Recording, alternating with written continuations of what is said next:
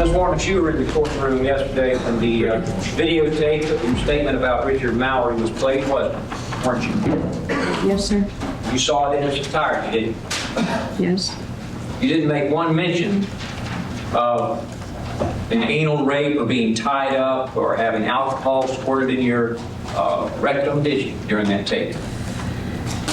I told you that he was getting violent, and also I told you before in the first confession that he was talking about anal screwing. Did you, in fact, did you see anywhere in that videotape, or did you tell Detective Porzepa at any time that you were strangled with a cord by Mr. Mallory? Well, every time I tried to start telling you or him about what was happening, he'd interrupt me and ask me how many times was this person shot, what kind of items did you take, did he say anything after when you shot him, where did you leave his car? I never got a chance to ever express myself. Well, I was always interrupted. So you say that the reason you didn't say it then is because you're being interrupted? Pardon? You just were cut off. You didn't have a chance to tell. Exactly.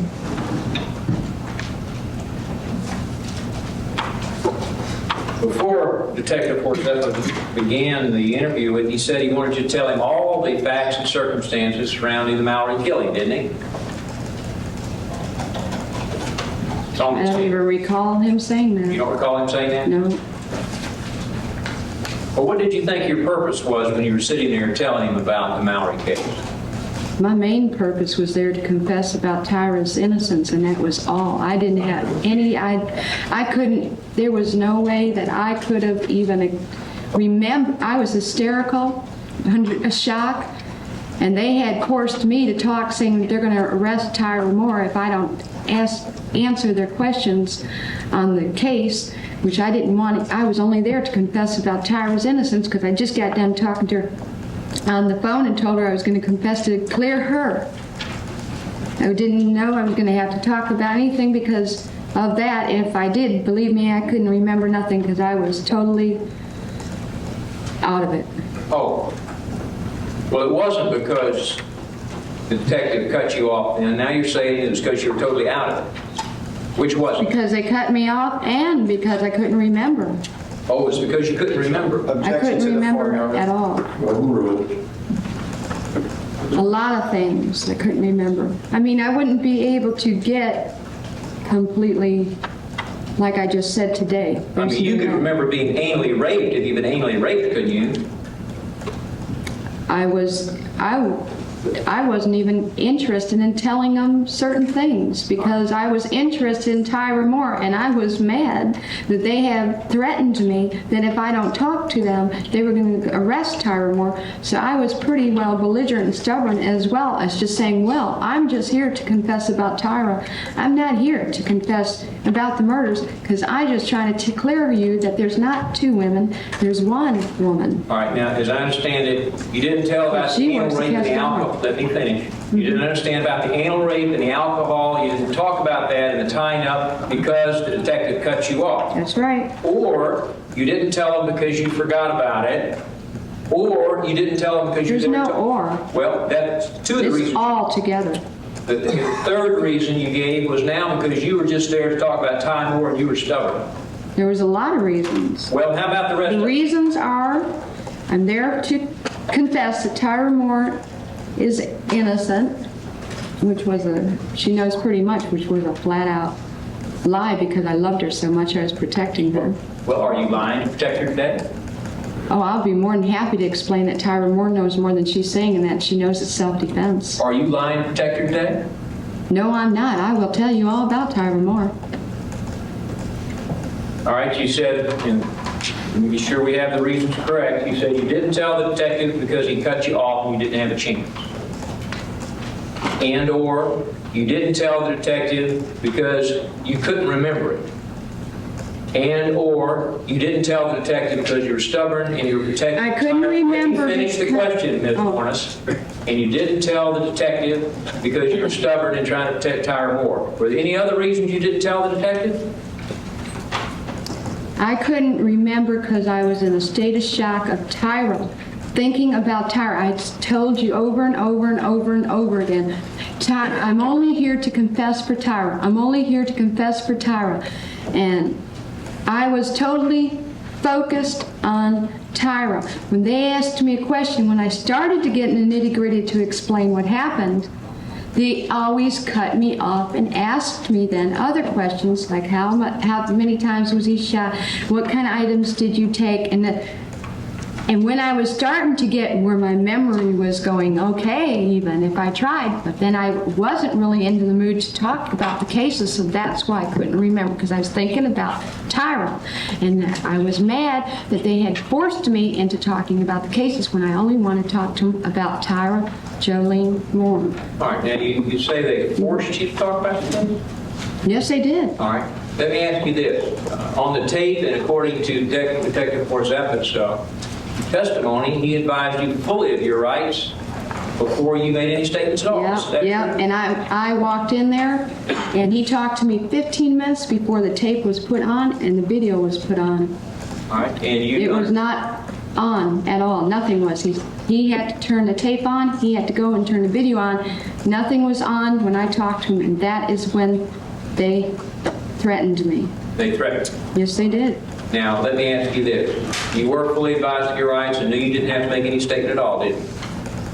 When I walked in there, they said, I told them I'm here to confess, but I want to just really tell you about Tyra. And I was telling them I'm just here to talk about Tyra. He said, well, that's not going to do any good, because if you're just here to talk about Tyra and not about the cases, I've got Jolene Moore in custody right now, and I will have her here at the Volusia County Branch Jail, and I will have her indicted for first-degree murder as well as you. We believe you are the suspects in this case. And she was a suspect, wasn't she? Yes, and I was pretty amazed that she became under protected custody when the police officers arrived in Pennsylvania, that she's under protected custody suddenly when she's a suspect. And in fact, she's a suspect because you brought the automobiles of men you killed to your dwelling and had her either ride in them or drive in them, didn't you? She drove it. Drove several of them, didn't she? Objection, No, she Your Honor. didn't. Objection, Your Honor. Lee, we advise you on the record, do not talk about other cases. They have not been tried. Other juries will hear those. This is about Mallory. Excuse me, Your Honor, please. I would object to counsel telling his witness not to answer questions. I say he objects.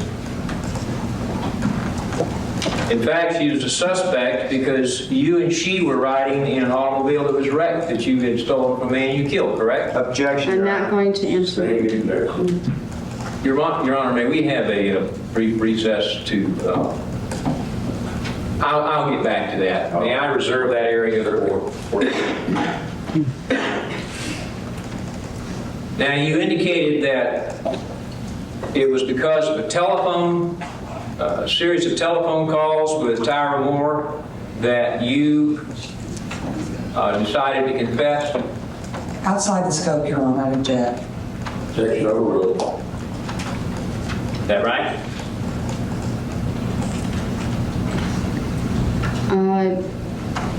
Say that over again. Yes. You indicated that because you've been on the telephone to Tyra Moore, you decided to confess, protect her. Yes. In fact, you talked to her on the phone over a 3-day period on 11 different calls, did you not? Yes. And isn't it Calls true? it. I'm sorry. I was going to say calls at the police officer. The police officers forced Tyra to call me to confess. Sure. You called her each time. The police officers wrote that note, had her write a note and told them to have her call me. They had it all planned. But you called her each time, right? I called her under the direction of the police directing Tyra Jolene Moore. The police had her set up so they could record your telephone calls, didn't they? Yeah, they had me set up so that I talked to her about, and her trying to ask me to clear her when Tyra Moore knows more than she's even talking about. I only cleared her because I loved her. All right, what is it that Tyra Moore Max knows that she's wanted to not? protect her. What is it that Tyra Moore knows that she's not talking about? Objection to the form of the question, Your Honor. Overruled. She she knows that it's self-defense, and she is not telling anybody anything. What else? It's basically about it. She knows it's self-defense, and she's not saying anything because she's involved in this books and movies, and she's involved in her family, not losing her family. I know her very well. She doesn't want to lose her family, and she's willing to lie for that in order to, and she's also worried about being arrested for accessory to the fact, All right, or after the fact. if it was self-defense, and you really killed Mr. Mallory in self-defense, how would that jeopardize Tyra Moore? Objection to the form of the question, Your Honor. Rule. Because Tyra Moore is interested in making her $500 million and more she's already been offered, and it's on a cap waiting for her if I get a conviction. Well, no, you didn't answer the question.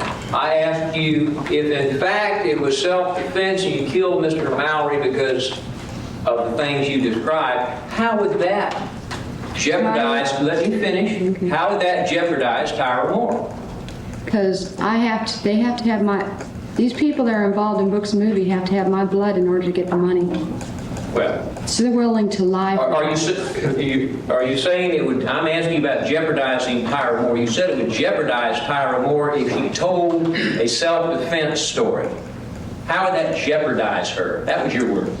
No, I'm talking about, she doesn't want to say it's self-defense because I believe she is involved with millions of dollars, books and movies, and she doesn't want my acquittal because if I get convicted, she gets multi-millions. So does Mr. Horsenpaw, whatever his name is, Munster, and a lot of you other detectives and police officers that are involved in this, and also that her family is really she's concerned about her family. She loves her family to the max. Her family's rejecting her. That's tearing her up because I know her to the max.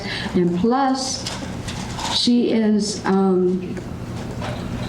she's claiming she doesn't know anything because she's afraid, accessory to the fact of, because of knowing any incident whatsoever. So she's pretending she doesn't know anything, not even that I told her it's self-defense or an incident that happened. No, my goodness, she's even acting like she doesn't even know how long we were in the Zodiac bar the first night we met. She's acting like she doesn't even know where I lived. She knew where I lived. I was living in the car at the time because I just broke up with Tony. She's acting like she doesn't even know some of the apartments we lived in and stuff. I mean, I got 289 lies in her deposition that she gave.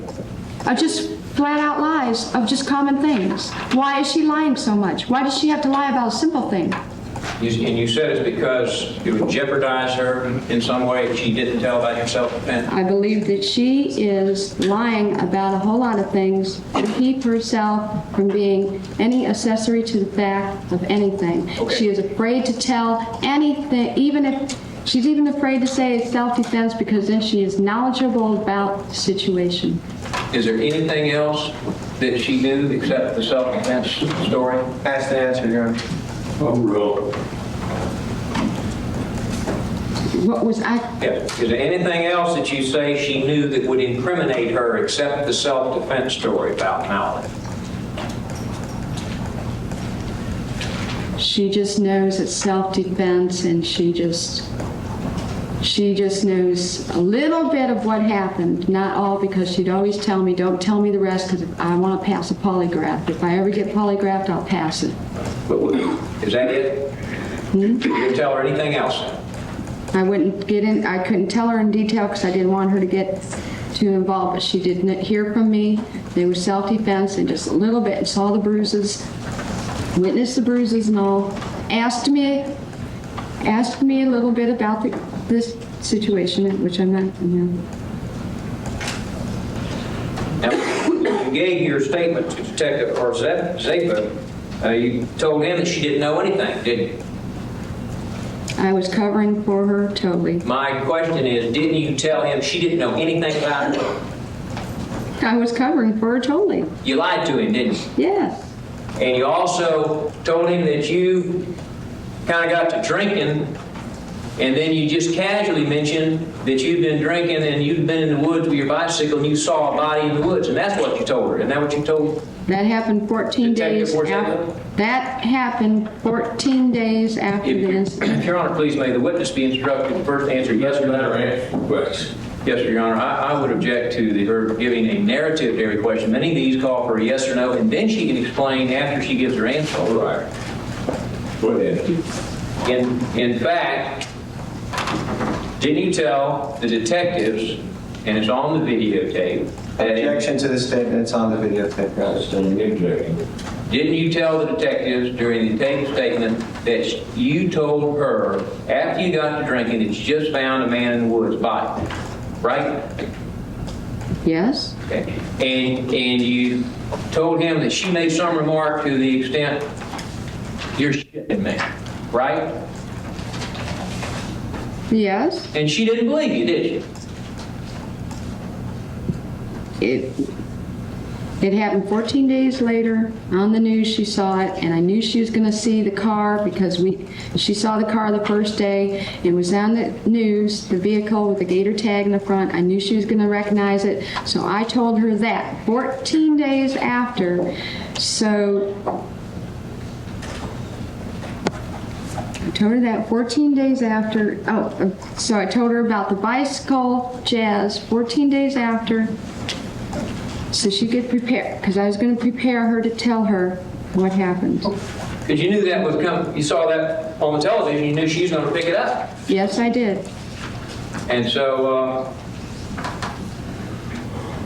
then you told her that there was this dead guy in the woods that you just came across, right? Asked and answered, Your Honor. Objection. Overruled. Right? Yes, I told her. But you didn't tell her that you killed him, did you? Yes, I did. Oh, when did you tell her that? The 14th day after he was on TV. But first you just said you found the body, and then you drank a little more and you said you killed him, right? What? You began the story when you were drinking that night when it came out on television. First you said you found the body, and then you told her you killed him. Objection to story, Your Honor. Overruled. First you said I found the body, and then I told him I killed him. Yeah. Oh, yes, because I wanted to prepare her, like, how she would react. Yeah, and she was She surprised. started getting reacting. And she got right upset, didn't she? At first, she didn't believe me. Did there ever come a time that she believed you? Yes, after I started telling her, this guy attacked me, I'm trying to tell you, I wanted to prepare you because I've got to tell you. That day that you saw those bruises on my neck and everything, the day we moved with that car, that was Richard Mallory, and he had raped me really bad. Oh, so you didn't even tell her this rape story until 2 weeks after it happened? I was scared too because I didn't want her to worry and get scared. She loved me really bad, and I loved her very bad, and I didn't want to just sit there and tell her what happened.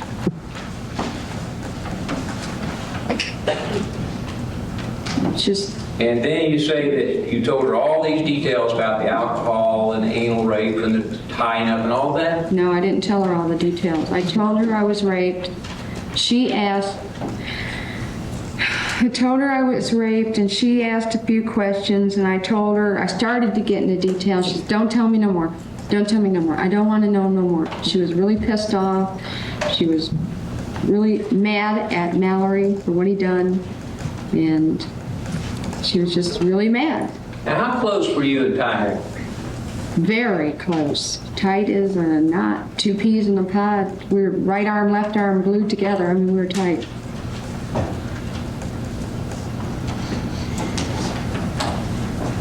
We loved each other very much. Trusted each other? Yeah? What broke you up? Pardon? What broke you up? What broke up the relationship? When we saw the sketch on the TV, I told her, you're going to have to go to your parents' house. You're going to have to just leave me. And we made arrangements for her to take a bus. And she called her parents and got ready to go up north. What sketch on TV are you talking about? Objection, Your Honor. Overruled. The sketch of the two girls. Sketches that are in evidence here in this case?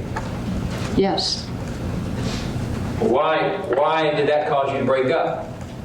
because too many people knew that Tyra wore a baseball cap, I wore a baseball cap, and that we were always together, and the looks of that sketch fit our features. And so now, she was a suspect in a murder. Yes,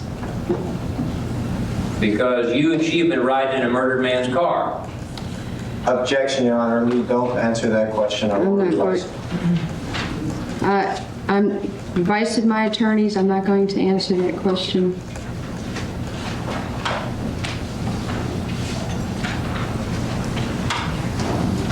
Are you not going to answer any questions about the other 6 murders? I will right. state as Ms. Wuornos' attorney and so will Mr. Miller and Ms. Jenkins that on our advice, she will not answer those questions on our advice because those cases have not been tried. Other juries will. Your Honor, I would, excuse me, Mr. Nelson, I didn't cut you off. Go ahead. I'm done. Yes, Your Honor.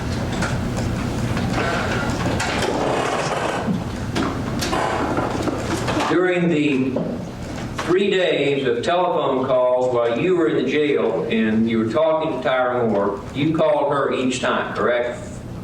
I had to. She couldn't call me. Okay. And to your knowledge, those telephone conversations were all recorded by the police. I asked her over and over, is she being recorded? Well, you suspected you were being recorded, didn't you? No, but I asked her to see if she'd tell me she was or something, because I know Tyra. She might say yes, tell me the truth, but now I've realized that Tyra sure can conceal herself and lie. I never knew she had a black heart like she does, because right now she could help me out if she'd just be honest. What is it you would want her to say about these murders? What? Objection, Your Honor. Lee, do not answer the plural. Take away the yes, Your Honor, and we'll withdraw the advice. Go ahead, Taylor.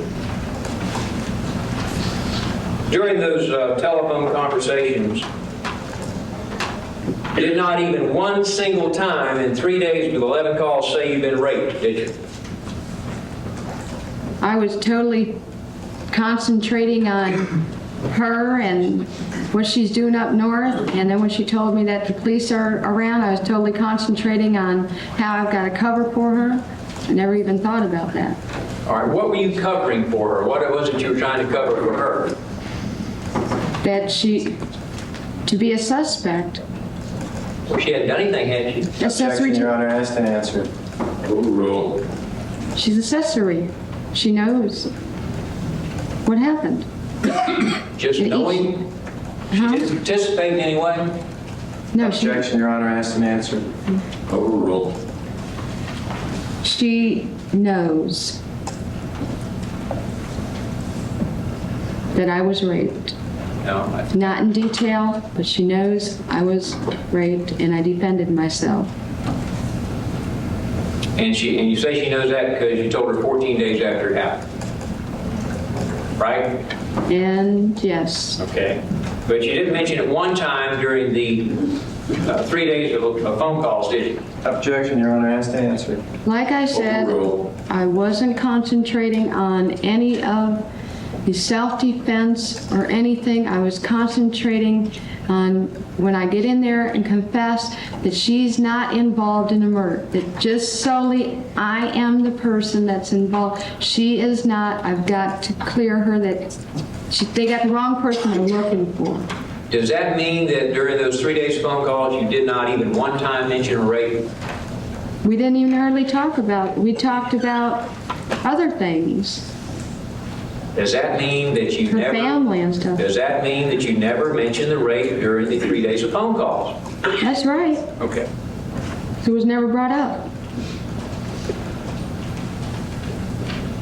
In fact, it was never brought up until months after your arrest, correct? It wasn't brought up with Detective Porzinko, was it? It sure wasn't, because he didn't give me a chance to say it. He always cut me off. Or you And forgot. every one of those Or you crimes, forgot. he cut me The witness off. can answer, Your Honor. Answer the question we can. He cut me off He cut me off every time I talked about a rape with any incident. Oh, did you talk about rapes with other incidents? Objection, I'm Your Honor. not going to answer. Object, Lee, do not answer about I'm other not. cases. They have not been tried yet. Your Honor, let's just, Excuse me. that's one at a time now. Can we have that defense, Your Honor? No, sir, it's one at a time. Now, I'm going to get on them too, because there's no objection. There's no to refrain from handling this witness. Ms. Jenkins is the one that handled her. And if you're honored to allow her to answer a part of the question and then not allow me to finish the question, just tying my hands behind my back. That's all right. Ms. Jenkins, do you have an objection? Yes, I do, Your Honor. All right, the objection is sustained. You may proceed, Mr. Stevens. In fact, during the 3 days of phone calls, more than 65 times you said it was either mistaken identity and that Ty was innocent, correct? Over and over again. Because in the later portions of the phone, when I kept asking her about if anybody's recorded, I felt just in case she is lying to me, I'm going to not express anything on that phone that would put her in jeopardy. Or put you in jeopardy, right? Right. You're also looking to protect yourself, weren't you? Yep. And that's why over 25 times you said it was mistaken identity. Said that over and over again, didn't you? I only said it twice, Only said it was mistaken identity twice? I think. I don't remember the phone calls, everything that we said. Well, could have been more than 25. I can't remember every word that was said. Could have been more than 25. More than 25? Yes.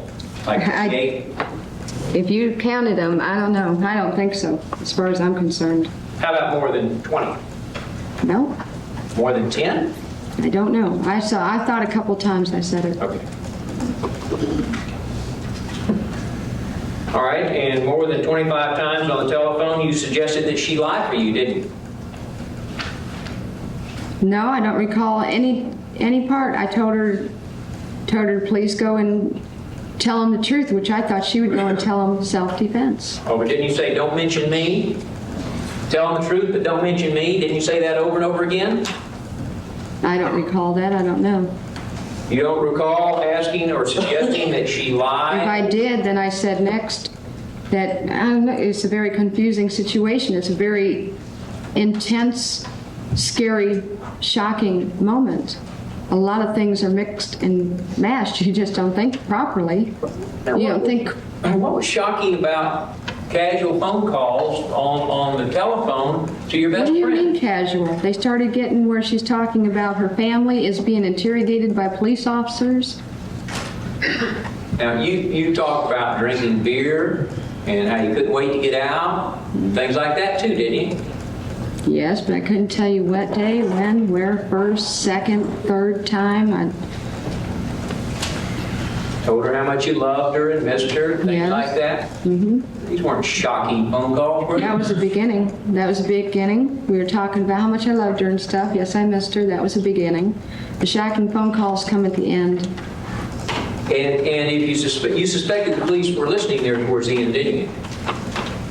I didn't know. I didn't know if I could believe her or not, so I tried to keep calm on the phone on certain things. Well, wouldn't this have been an ideal time under this calm circumstance to say, well, you know I had to do it. Let me finish the question. You know I had to do it because I was raped so brutally and had to defend myself. Wouldn't that have been something to say for the police to hear? I didn't want her to be accessory to the fact. Be an accessory I because constantly thought accessory to the fact that she could be charged because she knew about an incident that even lingered for a year before anything was known about it. that's the first thing you told the police, wasn't it? That she knew about the killing, but she didn't really believe you?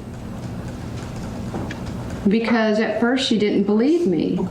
In other words, almost the first thing out of your mouth is she's innocent. Oh, yes, I'm lying there, though. I'm telling him that she didn't believe me, but I'm covering for her because I don't want her, I'm doing the same thing she's doing, pretending that she knows nothing. Maybe And she you- knows it's self-defense. She knows I was raped. Maybe you're doing the same thing then that you are now, would you say? I'm not lying at all. I'm up here telling truth, and I think I'm the only one that's telling truth between my lawyers and me. Especially when I've learned about all this book and movie greed. All right, let's talk about that. You've talked to some movie people about this, haven't you? I did. Jackie Giroux? Yeah. We have a lawsuit going on her. We are filing a lawsuit. Major. Movie producer type person? And you talk about if any money was to be made out of this, you'd like Lee to have it, didn't you? Lee? I'm sorry. Ty to have it, didn't you?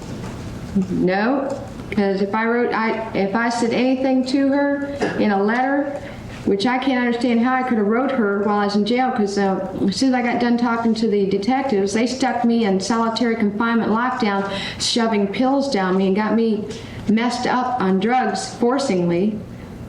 Who did? And I didn't have any pen or pencil or paper to write, and you people are saying that those letters came in January in jail, and I don't remember writing any letters whatsoever. Who was this that was forcing drugs down you? They had me on Visceral. They had me where I didn't have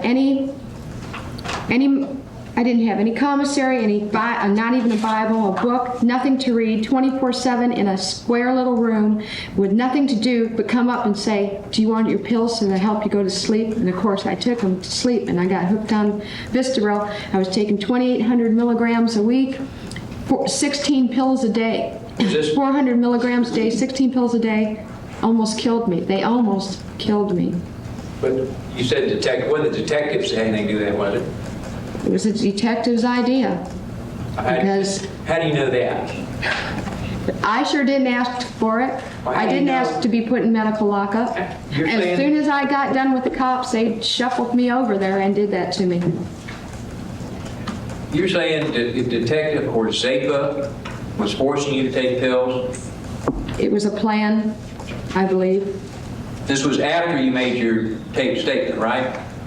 Right? Yes. Okay. Just You weren't like you weren't on pills when you made your taped statement, were you? No, but I was coming off of alcohol, and I was really still shaking and pretty well withdrawing from alcohol. Did Heavy you- drinking. Did you see the videotape of yourself? No, Yesterday? I've only seen that.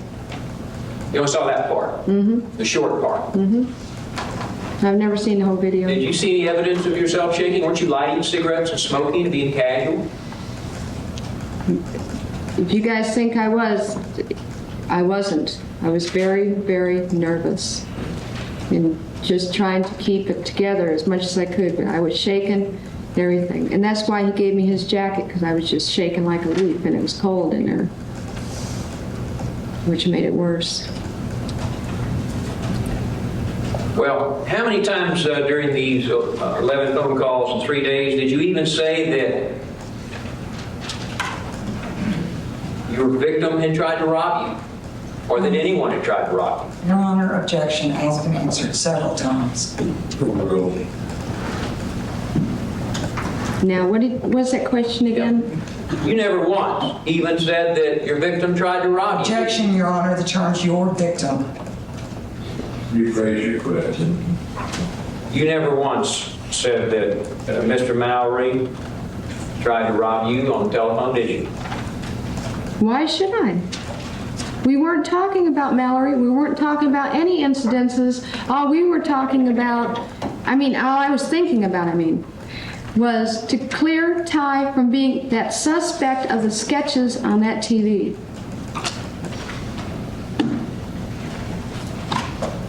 Well, what were you thinking about when you were talking about his mistaken identity? The sketches. in case the tape was rolling, if there were some police officers there, I was protecting her over the phone.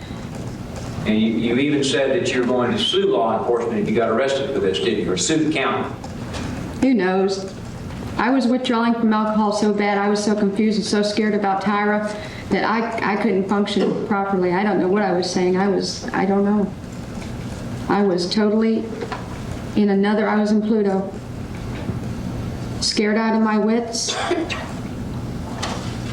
Caring about Tyra, loved her to the max. I must have told her 25 times a day, I love you. You said that you were supporting Tyra Moore. She really wasn't working? Is that what you've been telling the jury? I've supported her for 3.5 years. The last year she worked. But she made such little money, I had to still work. Well, didn't you continue to tell the detectives that she worked all the time?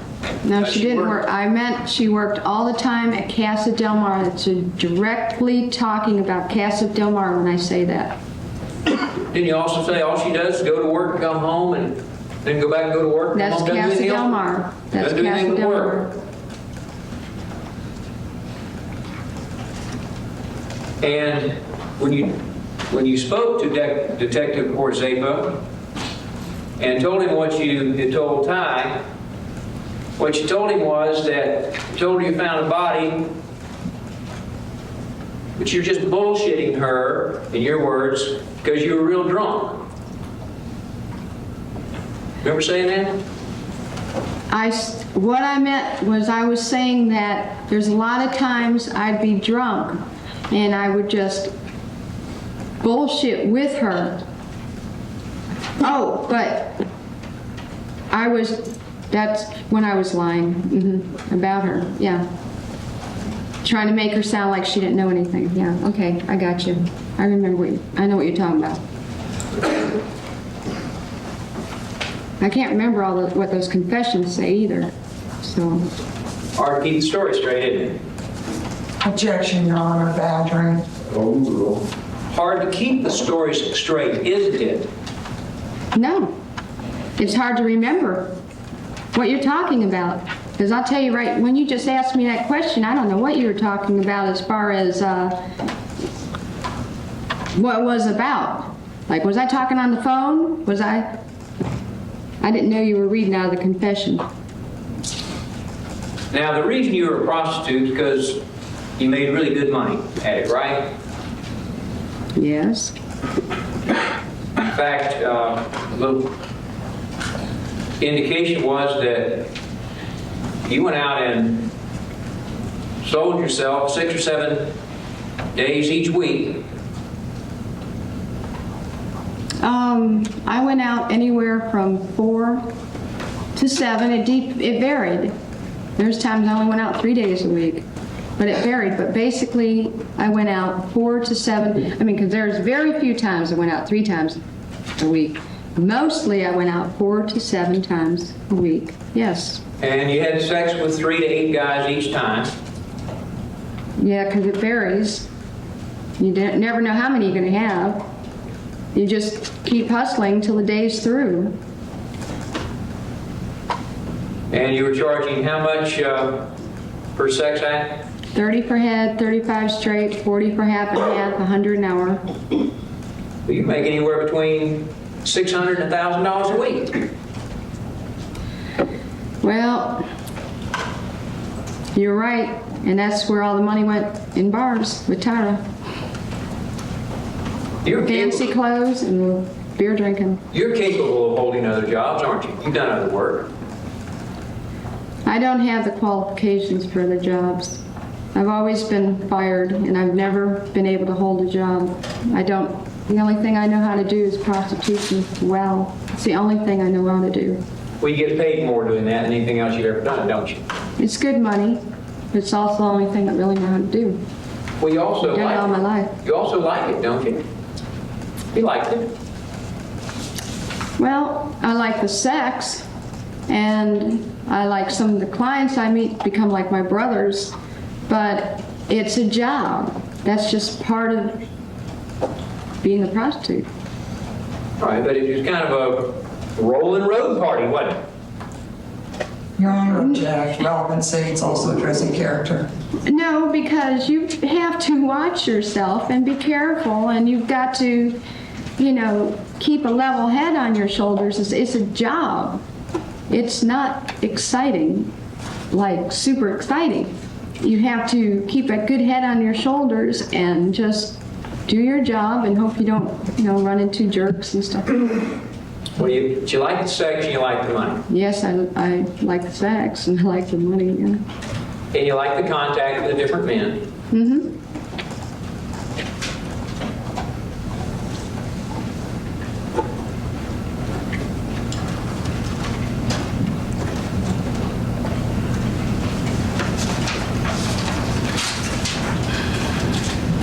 And then there came a time that you decided to arm yourself, start carrying a pistol, correct? Yes. And you said there was a reason for that. Tell us again, if you would, the reason you felt Plainly necessary for to carry such. protection. I'm sorry. I carried it plainly for protection. All right, you said that over a period of time, men had tried to rape you or rape you. I've been raped many a times. And it never worked when I had weapons of other weapons. I never could defend myself. So I finally got a gun where it would be defense. Well, how many times during the 4.5 years you lived with Ty Moore did you have to defend yourself? I was raped 3 times, and there was 2 other incidents where I had the gun, but I didn't use it. They just had their fun. They were young guys. I didn't need to hurt them because they didn't use any weapons on me or anything. And the other 3, I had 2 gas guns and a bullfighter, and I got raped and beat up royal on those. All right, so you say there were 5 times you had to defend yourself with weapons while you were being raped, but didn't have to use a gun? Yeah, and the 2 guys that were, one looked like about 22 and the other 27, that's when I had the gun just before Mallory. Were there any times that you did use a gun to defend yourself from rape? Objection, Your Honor, saying objection, don't answer the question. In the scope of the cross, Your Honor. I think she can answer that question. She asked before. Right. Before. State, what? But, well, the question, and I'll maybe try to make sure that's clear. How many times during the 4.5 years you were living with Ty Moore did you have to use a gun on someone to defend yourself? Objection, same grounds. If he asked before Mallory, we have no objection. But you don't answer the question. Rephrase your question. How many times before you killed Mr. Mallory, while living with Ty Moore, did you have to shoot someone to defend yourself from rape? I couldn't. I didn't have a vehicle. I didn't have a pistol, a weapon. But if you had, you'd used it earlier. I tried with Macenet, and I've got beat up and raped. It didn't work. If you had a gun those other times, you shot the men. Asked and answered, Your Honor. Yeah. He hasn't answered that. Yes, you overruled. Go ahead. Well, in the advice of my attorneys, I'm not going to answer that No, question. she hasn't instructed you not to answer that. Was you shot men before that and you had a gun earlier? Well, I'll just answer it like this. Every situation's totally different. I couldn't answer that question. All right, well, how about just the 5 men you said that raped you before Mallory? Would you have shot them? I don't know. I don't know. Every incident is totally different. Well, I guess the question is... If it's very violent and physical, I'm going to defend myself, yes. Everybody has a right to defend themselves. That's what I did.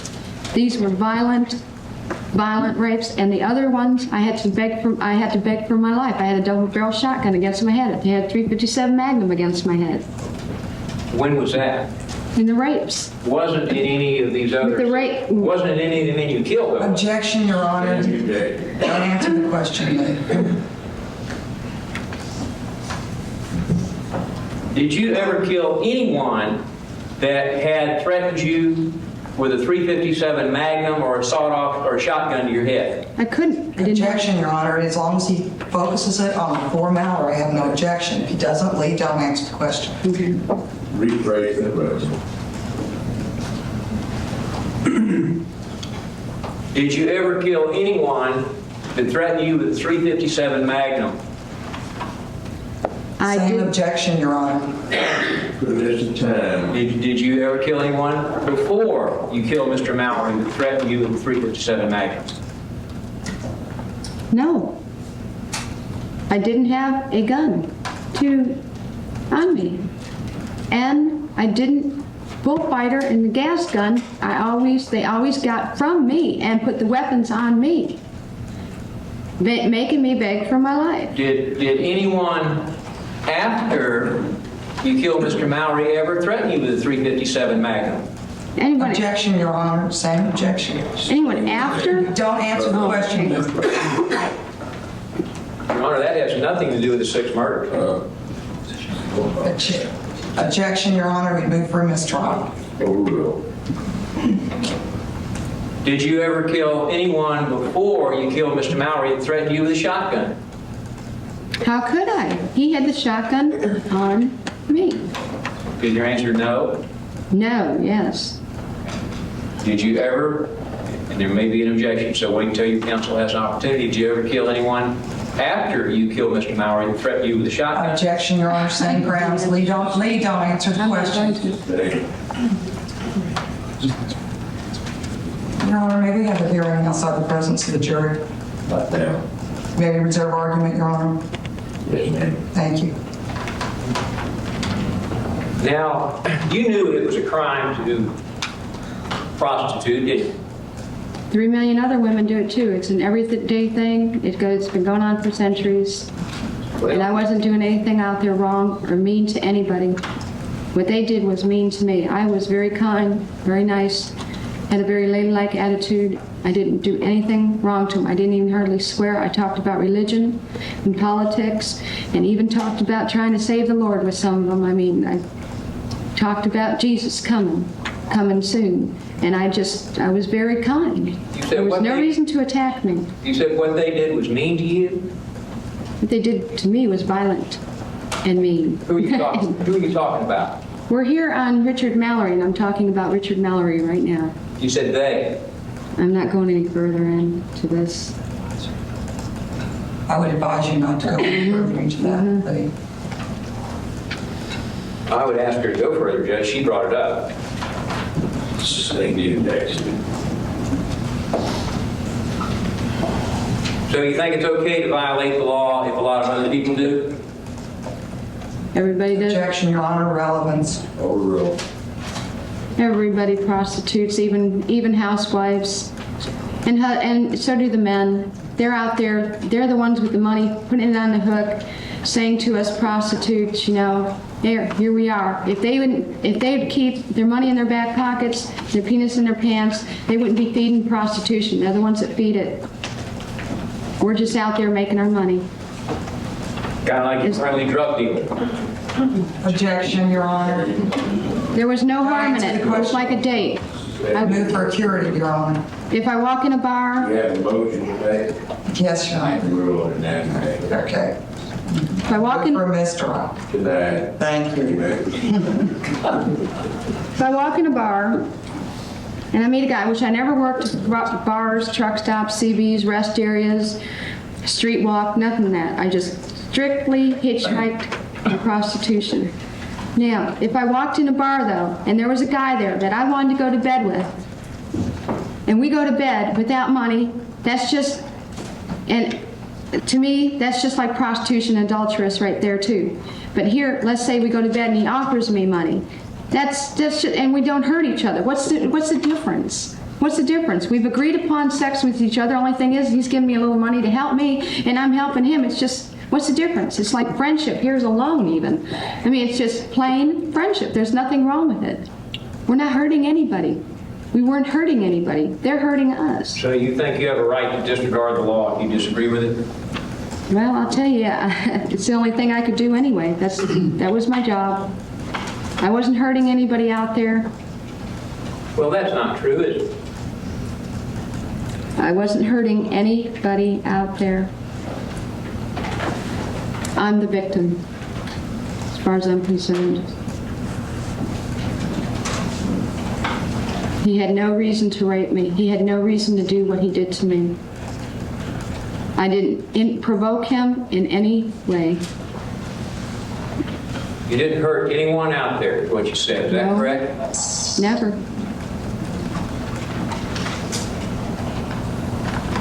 They hurt me. Who hurt you? Who's I'm that? talking about the earlier rapes and everything. I didn't have a gun.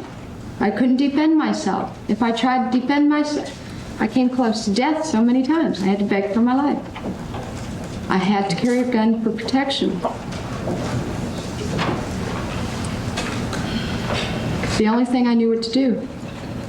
As far as work, I've done it all my life, and it's the only thing I could do. But now the years are getting further into a very Excuse me, high-rise I didn't- crime, I didn't ask you a question. I'll ask you one in just a moment.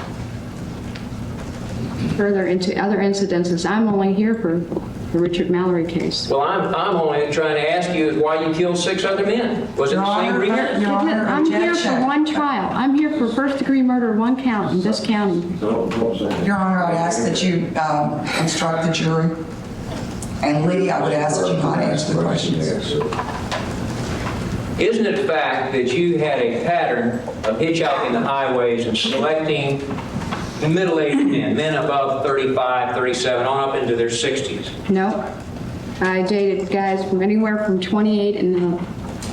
And in my confession, if it says older, I just, like I say, I wasn't in my right mind where I could stop and rationalize to think what some of the things I wanted to say, because my mind was going 100 things and 100, And isn't it true that you generally Confusion. contacted these men along the major thoroughfares and interstate highways of the state of Florida? Pardon? You generally contacted these men on the interstate highways or the major highways of the state? I hitchhiked and prostitute. That's what I did. Primarily out of Hitchhike and the prostitute. primarily out of the Daytona Beach area and the Central Florida area? I'd worked the whole Florida state. I worked the whole Florida state. I-10, I-95, I-75, I-27, 50, 41, 44, anywhere. A whole Florida state. And it was your pattern, was it not to tell them that you were a prostitute so that you could make money? No, because a lot of times I got in a car and they asked me if I was dating. I mean, if I'd want to date. They propositioned me many a times. A lot of the guys pulled over was strictly for sex. It wasn't like giving a girl a ride to the next exit. It was strictly to pick me up for a date. They knew I was out there for a date. I'm sure every other girl that's hitchhiking out there gets propositioned by a guy. As soon as they get picked up, I bet you they get propositioned by a guy. Because most of the times I didn't have to ask them, they asked me. Well, you heard Bobby Copas talk about you asking He him. didn't pick me up. I don't even know him. And I think furthermore, that Jackie Giroux knows him, that he called her up about something about a movie, and he is bold-facedly lying up here just to get some media attention, because I've never seen the man in my life. I wouldn't, plus, I don't go to truck stops. And I don't ride with truckers. You denied that you went over to him and asked for a ride, saying you need to get back to your children, where your sister was? You guess what? My sister, I haven't called her for 10 minutes, 1986. I haven't seen her since 1976. I'm not suggesting you told the truth. I'm asking, is that what you told him? No, I didn't see the man. I don't know who he is. I never seen him. I didn't tell him nothing because I've never been in his car. I don't know him. I've never seen him. Plus, I don't think I deal with somebody that fat anyway. He was too big of a guy, and I don't deal in truck stops. Oh, you're not the one that hollered after him? He's too big of a guy. I wouldn't have trusted being with him. You're not the one that you hollered after him? Fat old son of a bitch, I'll kill you too, like I did the others? Yeah, I did not. He never picked me up. I'd never, especially a truck stop. I don't work truck stops. I don't walk in truck stops. I think truckers are too dirty. Your testimony is then he's just lying, right? He's lying. Yes, he is. And you say because he wants to make money in the movie or something? I'll tell you how much I think he's lying. He says I had a purse. The police officers got my purse, the brown one. My gun does not fit that purse. You can check it. You generally carried your gun in a little bag, didn't you? I carried my gun in a tote bag. And you He even says a purse. you even Doesn't practiced fit with the that. purse. You even practiced with that. See how fast you can get it out. Kind of a quick draw practice. Oh, yes. I doubt that. No. Oh, No, you never. didn't? Never happened. You ever tell anyone that? What do you mean? It never even happened. I never did that in my life. Never When I practiced? get home, I'm too tired. I just set the bag down or in the closet and go to sleep. You never practiced getting it out fast so you shoot fast. No, of course not. And I think you made that up royal. You know Dr. McMahon? Objection, Your Honor. May we approach? No, objection overruled. You know Dr. McMahon? Yes? Your Honor, I believe you ruled on this prior to No, the question. but I don't know what the question is. You better rule the bench. You know it's against the law to carry a concealed firearm, don't you? Yes. And But I took that risk because I had to use protection. you also And also, know, pardon me? if I wasn't a convicted felon, I would have bought a gun and carried it. But since the law won't let us felons, once we get out of prison, protect ourselves with a weapon, they just say, go ahead and get killed, we don't care. We have to just go, forget the law and carry it anyway. Because there's a lot of people that have been going, convicted felons, coming out of prison, and they're just as decent people as can be, yet you say we can't carry a weapon. We've got to protect ourselves. There has to be a way to protect ourselves. We can't use our hands. You're even a victim of the law. Objection, Your Honor. Overruled. You're even a victim of the law. I don't know what you're talking about. Well, you just said because of the law. Oh. We can't use our hands, is what I'm saying. We have to have a weapon. Were you trying to tell us us convicted felons cannot defend ourselves? We have to have a way to defend ourselves. They think that all convicted felons should be allowed to carry guns. Objection, Your Honor. Well, Is that what you're saying? say what I didn't hear what you So said. you think that convicted felons should be allowed to carry guns?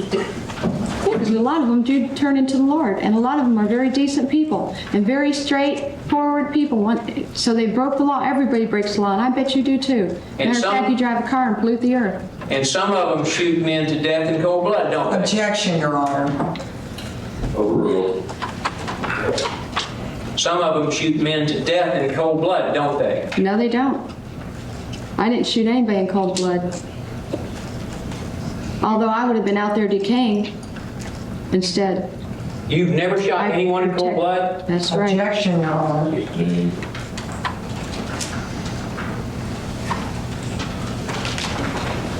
I don't have the heart to shoot somebody in cold blood. You ever shoot a man in the back of the head because he was Objection, struggling? Your Honor.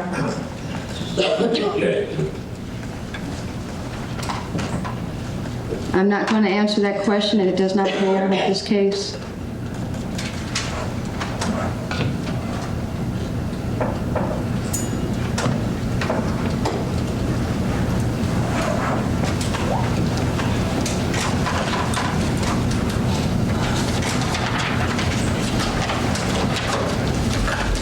Different circumstances to different reasons of circumstances, and I don't need to answer that.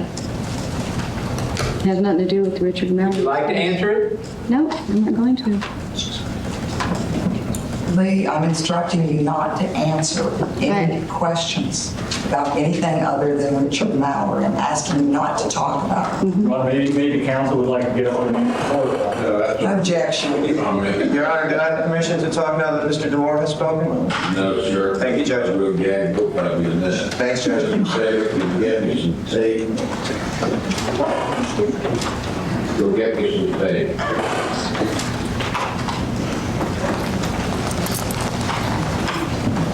Now, Rather than you leave the courtroom, do we have someone, Captain Massey, in the hall that can attend to that task? I'll make thank you, Mr. Bennett, and Mr. Thurman. Captain Massey, will you attend to that for me?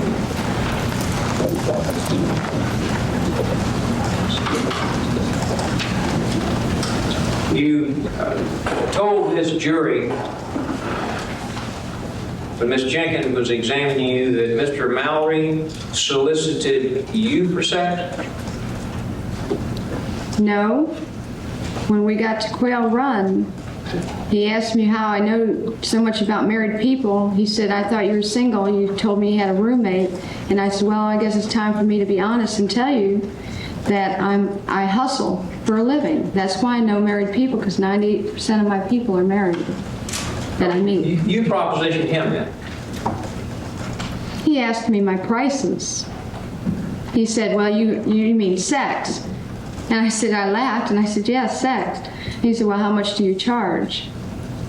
And it carried on from there. You say that was after you got off the interstate? Yes? Didn't you tell Deputy Horzepa that after he offered you the drink and you just got past Orlando and your words were getting pretty drunk now and we're continually going down the road and we're getting drunk royal, and I asked him if he wanted to help me make some money, that I need some money for rent and everything. He was interested at the time, so we go out and we stop at this place on US 1. Mm-hmm. Okay. I was very incoherent, and when I was saying something, I always was chopped up what was happening because I couldn't remember correctly, plus I was thinking of Tyra confessing, but that still means that yes, at Quail Run that happened. Not past Orlando, but I'm talking about we've got past Orlando, now we're in Daytona. I'm sure that's how I was thinking. We finally got past Orlando, now we're on US 1, which we were on US 1 on Quail Run. And then we talked about sex and... Then you agreed to take your clothes off. You took your clothes off, and that was usual for you, wasn't it? I always usually took my clothes off first with any guy, just because, I mean, that is if we're doing sex for an hour or whatever. You know, it's not with head or anything, just for an hour. All right. Then according to your first statement to Detective Horzepa, at that time he gave you some money. He didn't give me any money. I told you guys he didn't give me any money. No, that's what you said today. You said he didn't give you any money, right? He didn't give me any money. He never gave me any money. But you told Deputy Horzepa back in January of '91 when you took your taped statement that he gave you the money. No, and then I recorrected myself later in the pages. You should read on. And I also told him it was a different story. And the handbag deal is not even with Richard Mallory. It's a totally different guy. I was getting mixed up. And plus, he kept asking me about somebody else and somebody else and somebody else and switching me around so many times. I was confused on who was who I was thinking of. Well, here was your statement, and you were talking about Mallory. And it's just below you where you talk about him propositioning him on page 5. We get to page 6 at the bottom, and you said, so we go to the woods. To say, okay, I want to drink of this stuff, and it's about 5, and I'm just start making, and so he gives me the money, and I start to disrobe. And I think... Pardon me? And I think if you check on page 9 or something, it states, no, he didn't give me any money. We'll get there. Mm-hmm. And he said, now this guy's getting really he's starting to get a little, kissing me and stuff. Anyway, he hasn't disrobed himself at all. That was Mr. Mallory, wasn't it? Yes, I was thinking about the very last seconds of what happened when he didn't take off his clothes at that moment when I'm speaking. And you still talking about Mr. Mallory on page 7. You said, okay, so anyway, we're in the front seat. He's hugging and kissing on me and all this shit. And so then he starts, pushing me down. And I said, wait a minute, get cool. You don't have to get rough, This is, let's have fun. This is for fun, And he's telling me, well, baby, I've been waiting for this all night long and stuff like that. That was in the front seat of the car. That was Mallory, wasn't it? Yeah, but I did not express that correctly. I was totally incoherent, and if you read on, I think it says it's a different story. We'll get there. And then you go on, and at this time, you're in the passenger seat and he's in the driver's seat, right? Yes? Now, who's in the passenger seat? Who'd you say? You're in the passenger seat. Yes. And he's in the driver's seat. And he's behind the wheel of the car, correct? Answer yes or no, please. Yes. I mean, he's behind the wheel of the car, you said? Yes. Okay. And you say the doors are open, and then you said he's really getting heavy, on me, and stuff. And I'm going like, he's getting to where he just wants to just, he unzipped his pants, not take his pants off or anything. Just start having sex and stuff. Is that Mr. Mallory you're talking about? That's the very last, and when I pulled the cord and everything, he didn't take his clothes off. So nowhere before that do you mention a cord at all. I didn't get a chance to. I told you guys about anal screwing with Mallory in the beginning, and I don't know how it goes, how he questions me. I haven't even been able to read those. You haven't been able to read the transcript that you're I have read it, but I don't remember what it says. But I just know that I was questioned improperly, where I was totally mixed up. I was totally incoherent. I was in shock, hysteria. I was thinking about Ty. I was freaking about her because they said they were going to arrest her. I couldn't remember. I was withdrawing from alcohol royal. I had been on a 7-week royal binge of drinking, or no, not 7, 5-week royal binge of drinking since she left me because I was all bummed out about her leaving me. I was totally gone up here. I did not know what. I did the best of my ability, but plus I didn't know what to say. I knew in my mind I didn't want to talk about it because couldn't remember. I had blackouts. But you told in great... So I did the best I could. You told the little I could. Excuse me.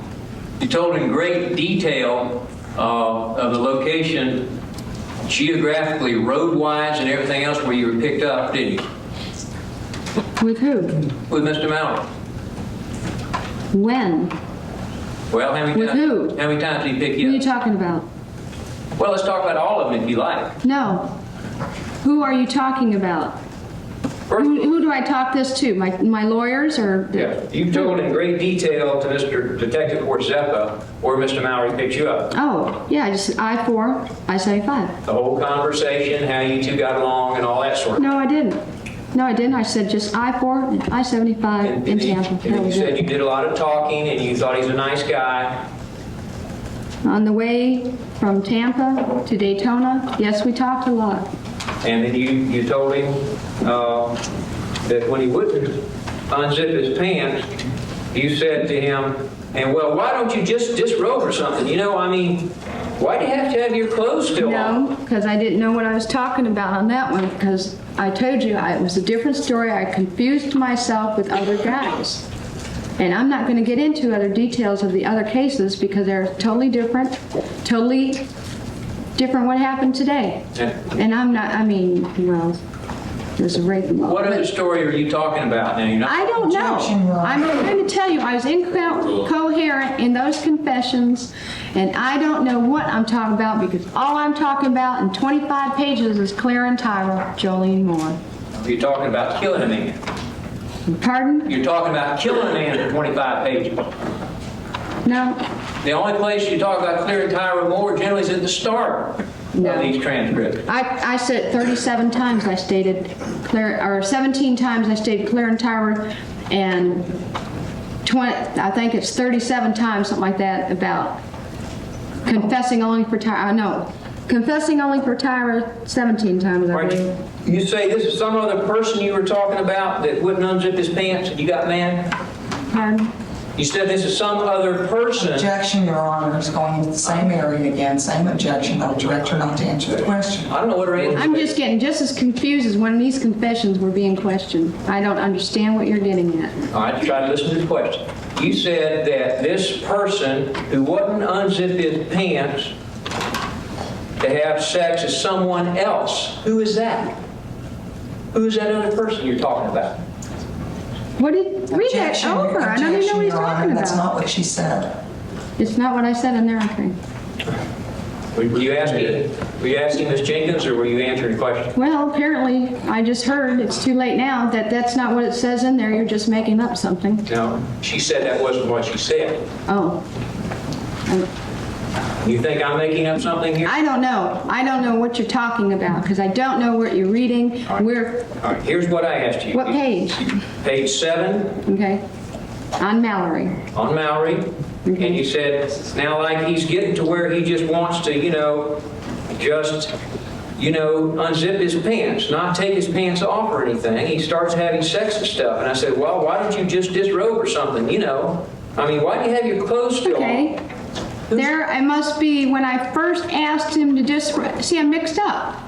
I'm mixed up totally. I asked him to disrobe because it was getting cold in the car. I said, why don't you undress so let's get started. It's cold in here. So I know that's what part I'm talking about there. All right, and you said that's where, just before that, you said he's kissing on you and getting heavy. Is that what you're talking about?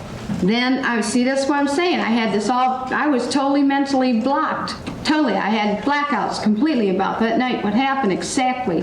And I'm just choppy as can be. Well, when you So said what? when you said you're in the front seat, he's kissing, hugging you, talk about, right? Richard Mallory never even kissed and hugged me. He did that one after he was raping me. So when you told, And if I said he's getting heavy on me, kissing and hugging me, that's rape. I understand. Heavy means rape. Although you've offered to have sex and you're laying there naked on your back. Objection, Your Honor. Overruled. You've offered to have sex and you're laying there naked on your back and the man paid you and you say it's rape when he's kissing and getting on He you? didn't pay me. And I don't know what you're talking about. He didn't pay me. He's not kissing me because for regular sex. He raped me. This is when he gets heavy. And I don't know what you're talking about. And then you went on to say, then he started getting violent. Then he started getting violent with me and we're fighting a little bit. Is that what you said? Well, the way I talk, it's like, well, we were fighting a little bit and, that's the way I talk. But you expanded upon that today to tell the story of being tied up and raped. Well, we did fight a little bit. It wasn't a whole lot of fighting when I grabbed his arms at the very end and he slapped me in the face. It didn't last 5 minutes. Only lasted half a minute at the most, Then maybe you a go minute. on and where the fighting little bitch said, and I had my purse right there on the passenger floor. Then you said, no, it wasn't about the purse, it was a blue bag. That's right. We carried a tote bag. Could it have been the brown purse you had with Bobby Copas? I did. Yeah, why don't you check that gun and see if it fits? Because I'm telling you, it doesn't. And Bobby Copas doesn't know what he's talking about because Bobby Copas never picked me up. All right, well, onto the blue bag. You said you had the blue bag and you had it zipped on the side and it was unzipped because you wanted to make sure if anything happened, I could use my gun. Things were starting to happen where I think he was gonna roll me, take my money back. What are you talking about? Well, probably what I'm thinking is that this guy is going to just rape me, take my money, kill me, whatever, dump me off. I don't know. Maybe he thinks I have $500-600 on me. Take my money back. You're talking about the money that he gave you earlier. They never gave me any money. No way. You said, or beat me up, or whatever. the heck. When I say take my money back, I'm sure that's just I was doing okay heroin. I wasn't even talking like that. It's just like my expression, the way I was expressing myself. Here's your words as to why you're starting to grab this gun. You say, I think he was going to roll me, take my money back, beat me up. Yes, it say. Let me finish. I'm reading your statement. I think he was going to roll me, take my money back, beat me up, or whatever the heck he was going to do. Yeah, and doesn't it say this is a different story at the end? So I jumped out. You say you're not talking about Mallory there? Miss Mallory? I may be talking a little bit about him, but then I might be talking about somebody else in it, so that's why I said, wait a minute, this is all messed up. Well, who? It's like I'm trying to tell you. Well, if this isn't Mr. Mallory, who are you talking about? Objection, Your Honor, same objection. Lee, don't answer the question. I couldn't get Lee, each. don't answer the question. Mr. Horsapa only asked you about Mr. Mallory, didn't he? He just asked me about Mr. Mallory. Right. Did Detective Munster ask you about the other? No, Horsefa questioned me on a couple others. But in any event, at this point, you've been talking about Mallory according to the questions and the answers you gave that point, correct? Say that over. Yes, you were talking about Mallory when you said, so I jumped out of the car with my bag and I grabbed the gun. No, because I didn't never get out of the car. So I'm saying I never had it. I was never coherent enough to tell you what actually happened because there was too many blank spots. I had to sit back, put all the pieces together. This person, what happened. I had to get. I was drunk as could be that night. I had to try to remember, like, what did happen exactly, precisely, and everything. I couldn't tell you guys. And if I started to, like I say, every time I messed up and wanted to start over, you guys interrupted me. You talked about Richard Mallory, and then, what was it, 11 or 12 pages later, then you come back to Mallory again after you've gone through a whole bunch of jazz about some other stuff. Had me confused. And then you talk about, the detective Munster or Horsefa or whatever would talk about a sausage truck guy and then ask me about, well, did you find his wallet? And then he was talking about Richard Mallory. Excuse me, Warnos, I don't have a question for you based upon what you're doing now. Let me just finish this question. He said, I jumped out of the car with my bag and I grabbed the gun. He said, and I said, get out of the car. And he said, what's going on? I said, you son of a bitch. I knew you were going to rape me. And he said, no, I wasn't. No, I wasn't. And why don't you read the rest? It says this is a different story. Is that what you said? That may be what I said, but it's wrong because it wasn't. I was not coherent, and it is totally about somebody else, which I'm not going to talk about.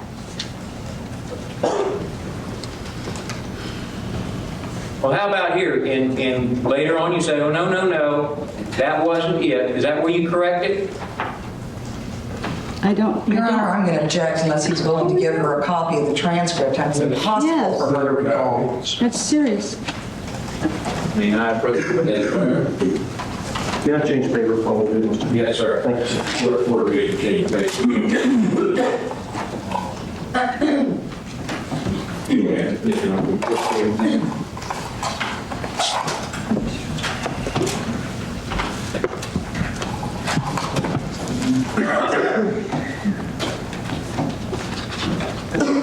Page, Counselor?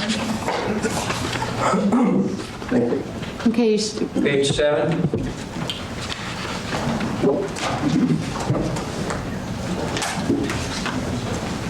Okay. Are you with it? Mm-hmm. He said, get out of the car, that's you speaking. He said, what's going on? And I said, you son of a bitch, I knew you were going to rape me. He said, no, I wasn't. No, I wasn't. And I said, oh, yes, you were. You know you're going to try to rape me, man. So anyway, I told him, step away from the car. And then he said, oh, no, I didn't. All this is another thing, okay? I know what happened, okay? I jumped out of the car. Now we say I jumped out of the car, you're talking about Mallory again, right? Wait. Yes. I got page 7, and I don't see anything you're talking about here. Is it? I'm sorry, page 8 now, start on page 7. Okay. You said, oh, no, I didn't. All this is another thing, okay? I know what happened, okay? I jumped out of the car. And that was Mallory you were talking about. No, because I told you, yeah, he was starting to get physically do stuff to me. Oh, this is a different story. God, see it so long ago. And that's why I'm totally incoherent. I can't remember everything. You guys are asking me questions about these incidences that happened. When my mind's focused on Tyra, I only came here to confess. I don't know what I'm doing here talking to you guys about the other things. And I'm like, well, should I even answer these questions? I really don't want to. And I'm also confused anyway when I start talking about them that I get mixed up with different people because you guys keep asking me, you know, okay, it's all right, take your time. And then you say, yeah, okay, I jumped out of the car, I pulled my gun out when he started to physically do shit with me. And now, what type of gun do you have? Now, you don't even let me go on. I mean, they weren't letting me go on. Or nothing, to recorrect myself or anything. They kept, now he just asked me about, now for the next 11 pages, he's talking about all different guys. White pickup truck, and I say, what white pickup truck? I don't recall a white Your pickup truck. Honor, Lee, I'm going to instruct you not to talk about any other charges. All right. You have cases pending.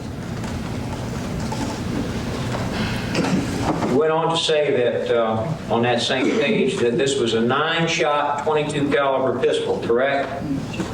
Mm-hmm. And that it was fully loaded? Yeah, I usually carry it loaded. Does this appear to be that pistol? Mm-hmm. Exhibit 20? Mm-hmm. How's your pistol? Mm-hmm. Yes? Yes. That was the pistol you killed Richard Mallory with? Yes? Mm-hmm. Yes.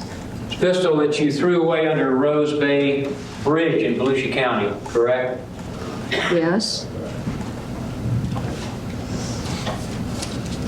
Nearly a year later, right? Pardon? Nearly a year later, you threw it away. Mm-hmm. Would you advise the Tyra Jolene Moore? Now you say Tyra Moore advised you to throw the pistol away? Yes, she did. When did she do that? The very last stages of our relationship. I told her I was going to go ahead and quit hustling, and she said, just throw the gun away in the river or something.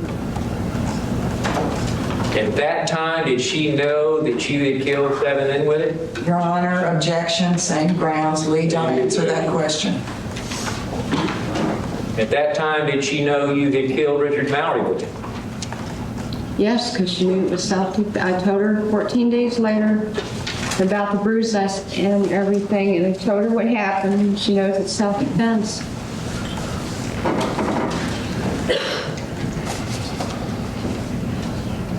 Was there any other reason that you know of that she told you to throw it away?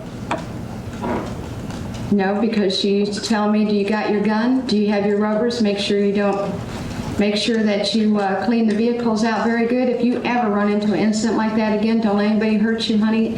You've been violently raped, and I'll never want to see anybody do anything like that to you again. Did you ever tell her about any violent rapes after Mallory or attempted Objection, Mallory? Your Honor, same grounds. Lee, don't answer the question.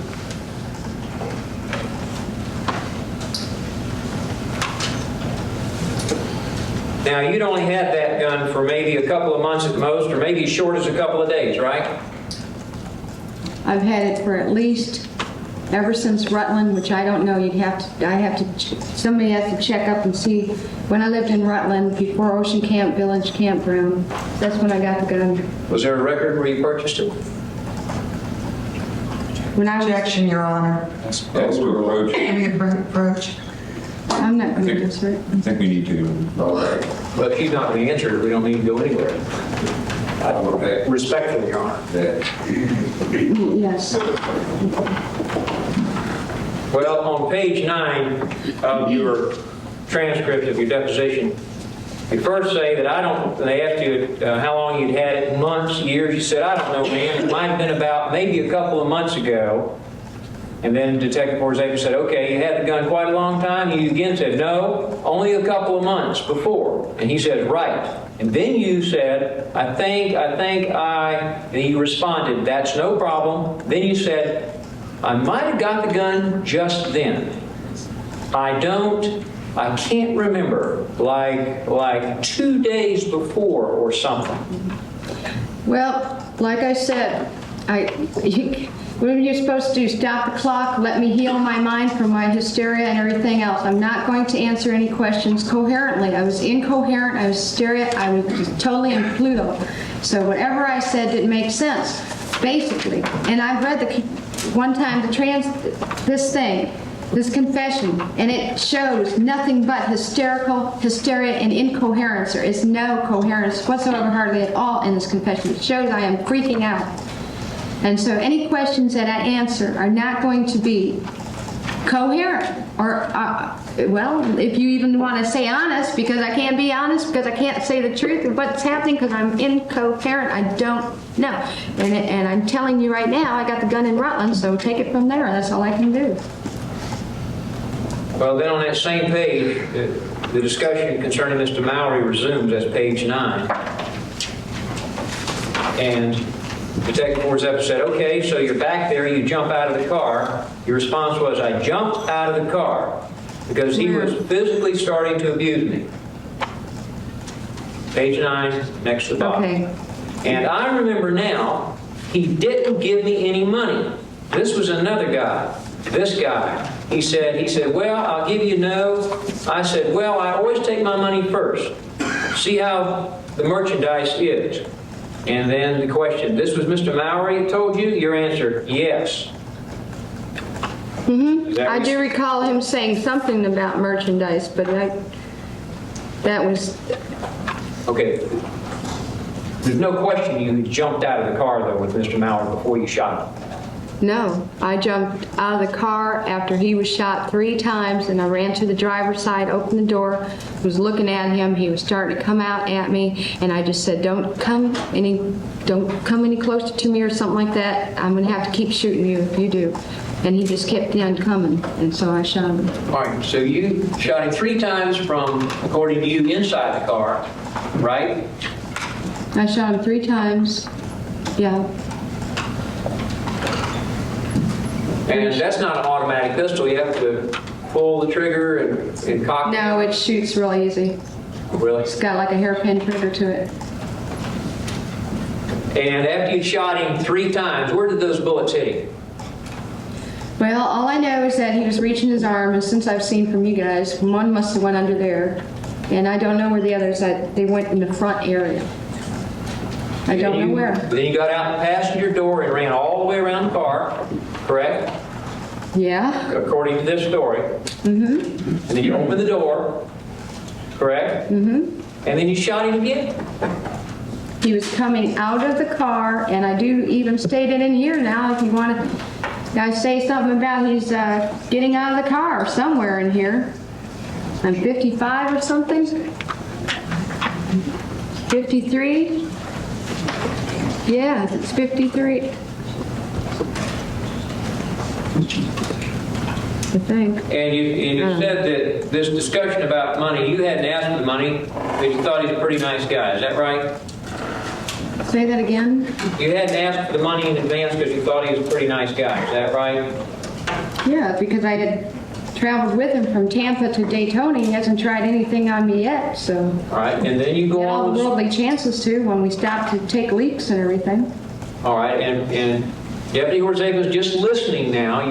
You said, you talked about the money. He said, this is what Mallory told you, and you said yes. And then he said, okay, waiting for your next explanation. And your answer was, so I said, well, since I've been talking to you all night long, I think you seem like a pretty nice guy, so okay, let's go have fun. So I started to lay down, and he's gonna, unzip his pants. Objection, Your Honor. Is there a question, or is he just reading her statement to her? I don't know. Did you say that? Is that what happened?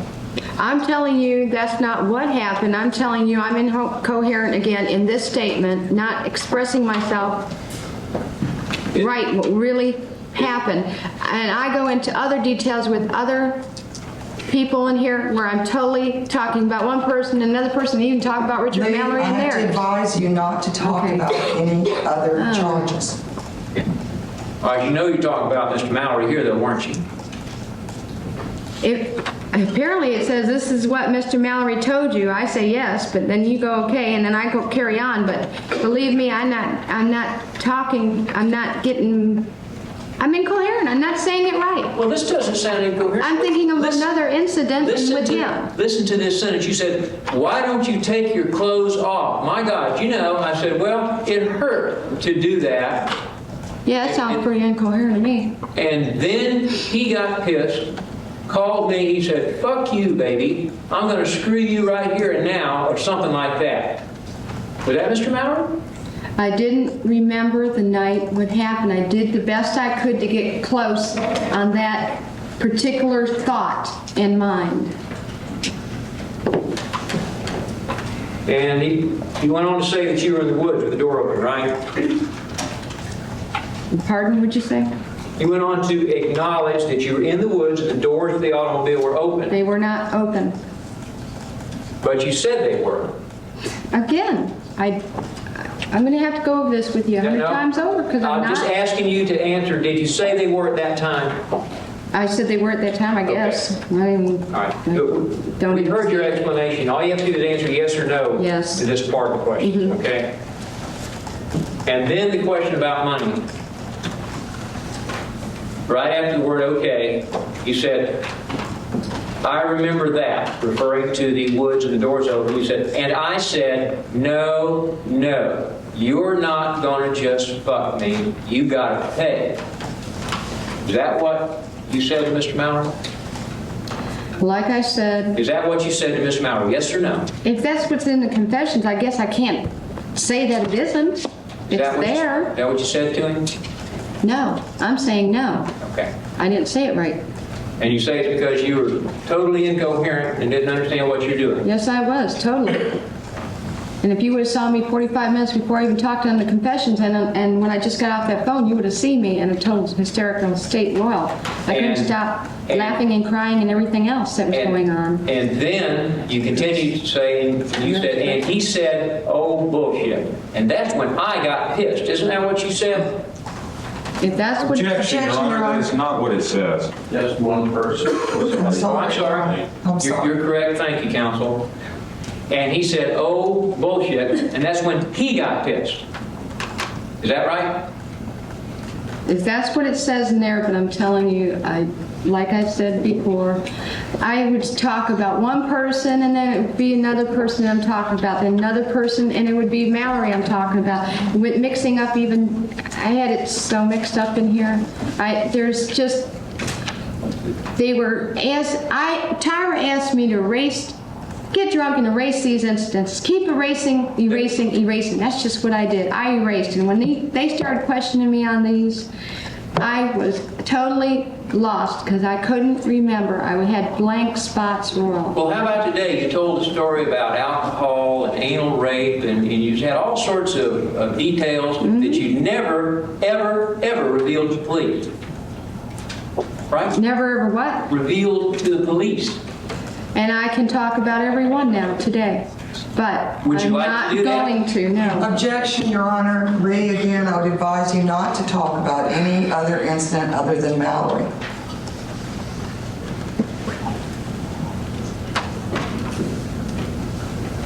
See, Thank you, Your Honor.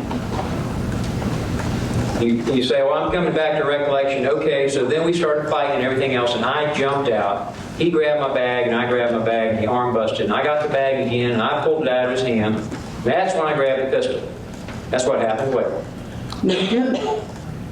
That is a totally different guy. And I just shot him in the front seat. Shot Mr. Mauer in the front seat. But not that way. That's not what happened. I told you it was a different guy, and it even states it was a different guy. That's the same phrase that I say, it's a different story.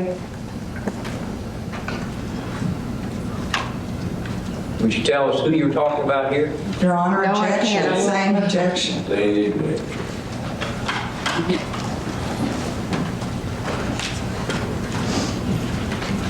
You went on to say that, in fact, you showed where the bullet struck on the videotape, didn't you? Pardon? You stood up and showed where the bullet struck on the videotape on the right side, didn't you? I tried to. I don't remember how I was. Matter of fact, yesterday I didn't notice what I was doing. And that was talking about Mr. Mallory, wasn't it? I guess. Then you go on to page 10 and say, okay, then he proceeded to get out of the car. So he started to get out of the car, and I ran around the front of the car, and he started coming towards me. Your Honor, I'm going to have to object. Again, the prosecutor is reading her statement. He's not asking any questions. If he has questions, I'm sure she'll answer, as long as it pertains to Mallory.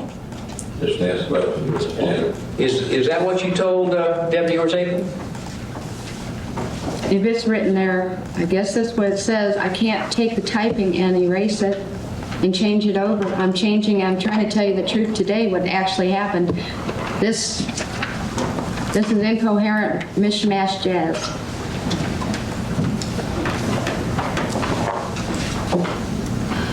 And then on page 53, Again, Your Honor, same objection. He's reading her transcript. Page 53, I don't know if there's a question or well, let's go back to 21. You certainly are willing to admit he's behind the steering wheel when you shot him, aren't you? I was lying down in the passenger seat, lying down across the whole darn front seat, actually. He was behind the wheel. He was up on his knee, one leg down, one knee up on the seat. And you were lying down? My legs were up, and he was having me once spread my legs. Well, if that was true, would the bullet have gone in and he'd come out up high? Objection, Your Honor. It was that question, sir. Can you explain why the bullet with which you shot him in the side didn't enter Objection. low and go upward and high if you were lying on a seat shooting up? Objection, Your Honor. Overruled. I thought that whatever he was so decomposed you couldn't tell. How can you say that? The pathologist said it. I couldn't tell you. All I know is I shot from the seat down, lying down.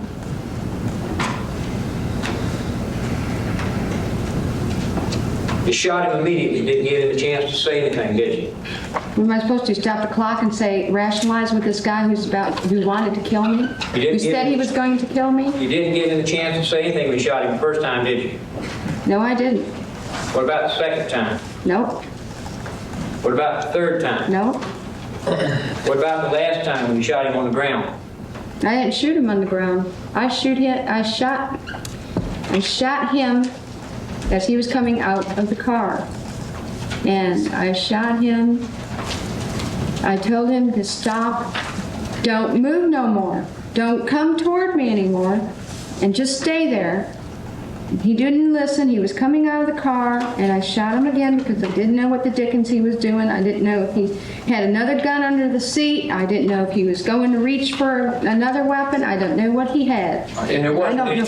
he didn't have a weapon in that car, did he? How do I know? Did he have a weapon in the car? No, he didn't. But how did I And then know? after you shot him, you ran around the front of the car and came around to his side and shot him some more. Objection, Your Honor, asked and answered several times. Yeah. Stay. And you said he kind of crawled out of the car and shut the door, right? He didn't shut the door. I shut the door afterward.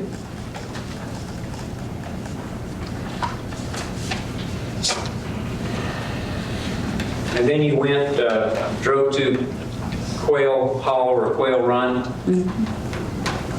Whereabouts in Quail Run did you go?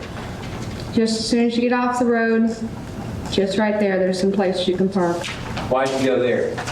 Because I was totally nude and I had to get my clothes on, and I also was shook up and I was crying vehemently, and I had to get my head back together. And of course I can't ride around nude. I can't drive nude How'd you know where Quail Run was? because I live out there. You knew that neighborhood, did you? I know all of Daytona. I've been here since 1974, and I lived in Bunnell. Then you went and got some gas, right? Very little. You went back to the motel and you told Ty you borrowed the car. Right? I told Tyra when I got into the motel room and saw the furniture totally destroyed and everything else, I was going to just not even tell her the car was out there. And I was just going to take a shower and then go back out and hurry up and get rid of it. But when I said that, I said, oh man, we got to get out of here. The manager's going to call the cops or whatever. So I told her, I said, I just borrowed a car and a guy's in a motel waiting. I got to bring it back in 2 hours. You went in Mr. Mallory's pockets and took his goods and his money, didn't you? No, I didn't. I went and got his keys. His wallet wasn't even on his possession. It was underneath the seat of the car. You turned his pockets inside out. Just to get the keys out of his pocket. And I'm sure it just came with the keys. His pocket opened with, he had some pretty tight jeans on. yeah, they were still zipped up, weren't they? Yes, they were. Had his pants on. Yes, but he was about to unzip them. And that's what made you mad. He wouldn't take them off. Nope. That's not what happened. Then he went on to have the car washed to get rid of any evidence that might be on it, right? Pardon? You had his car washed, get rid of any evidence that might be on it. I had the car washed to make sure my fingerprints weren't in that car because I was scared out of my mind about what I had just done, and that I had to, leave his vehicle somewhere. And you pawned his radar detector and I his was a camera. prostitute, and yes, I did that for food as I laid low.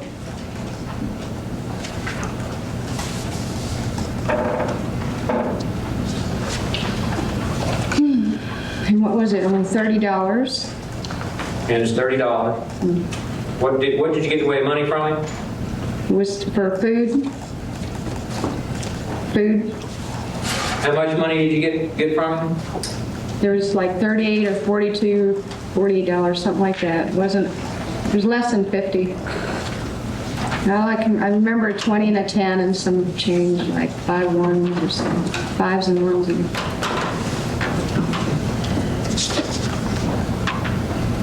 When you shot Mr. Mallory, you intended to kill him, didn't you? Objection, want to. Your Honor. I had no choice. You intended to kill him, didn't you? I had no choice. I couldn't stop the clock and say, well, let's see where I can shoot him at so he'll stay alive. I had to immediately shoot. He was going to kill me. He was going to beat the living daylights out of me, choke me to death. You've explained whatever this. he was going to do this week. You've explained that several times. You just answered the question. You intended to kill him, didn't you? I say no. And here's your answer. No. You shot him in the chest. I had no choice. Wherever I shot him and it killed him, I had no choice. I didn't have a chance to stop the clock and say, shoot him in the leg, shoot him in the foot, shoot him in the arm. And I'm not the greatest aimer. I did whatever I had to do at the quickest moment and without, just fast as possible. It was spontaneous reaction. Shot him once in the side, right? Right? Your Honor, I'm going to have to object, asked and answered several times. And you shot him in the neck, right? I didn't know he got shot in the neck at all. I didn't hear that he got shot in the neck. Well, did you see his shirt bullet hole in the collar? Yeah, and that... Objection, Your Honor. Okay. She's already testified she can't remember where he was shot.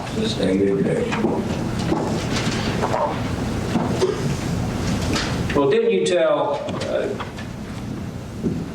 Deputy Horzett on page 25, and the question was, but when you decided to pull that gun, that person was going to die. I mean, you weren't just going to shoot him. You remember that question? Yes. You remember your answer? Oh, I was definitely going to shoot him and let him die. Page, Counselor. Isn't that what you said, page 58? Yes, and I'm referring to a certain situation, and that's the thing. There's certain situations here where there's a number, and every incident was a different situation of the violence that was involved, and the fear and everything else in certain situations. So when I talk to about, I'm getting questioned, those questions, I'm referring of certain situations to certain people and everything else to see if you can't, nothing can be leveled to one person. You can tell it all if you want. Objection, Your Honor. It's in bad faith for him to continue to do this. She keeps acting like we're stopping her. We're not stopping her. Yes, sir. Page 58, again, a little ahead of where you said I was definitely going to shoot him and let him die. These questions are asked by Deputy Wuornos. He said, did you give an electric razor to the gentleman who owned the little restaurant where you stayed at? Your answer was, yes, I did. And the question was, whose razor did that belong to? And you said, I think that was Mallory's. Question, Richard Mallory's razor? Uh-huh. Did you give that gentleman or his wife anything else, gifts? Uh-huh. Items. I just wanted to get rid of the razor because I didn't. Objection, Your Honor. Is this a question or is he going to read her transcript? Were those the questions and answers that you gave? Questions asked and answers which you gave? Yes, and amazingly, that some of the short questions, some of the small... You can explain later. Were those the questions asked and your answers? Yes, sir? Yes, I'm answering. And I'd ask you to look at Exhibit 122.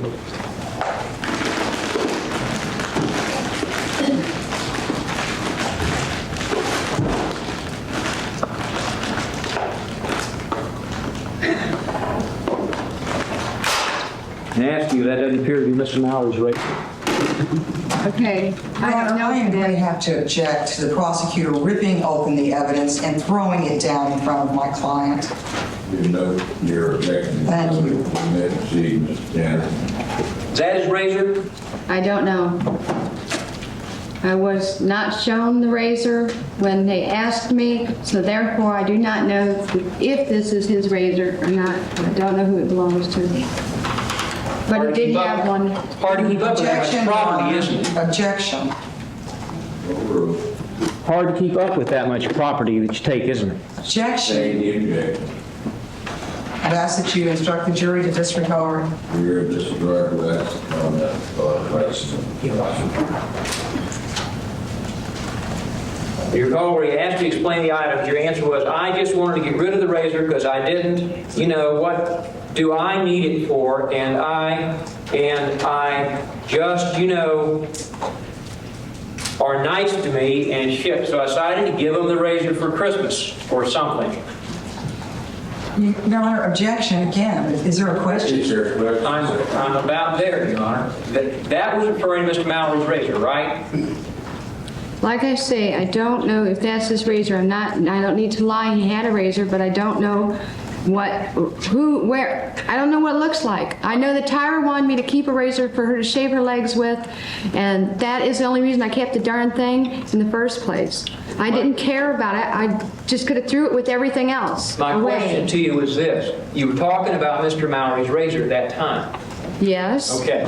And then the next question to you after you're talking about Mr. Mallory's razor, you said, so you, after all these... Objection, Your Honor.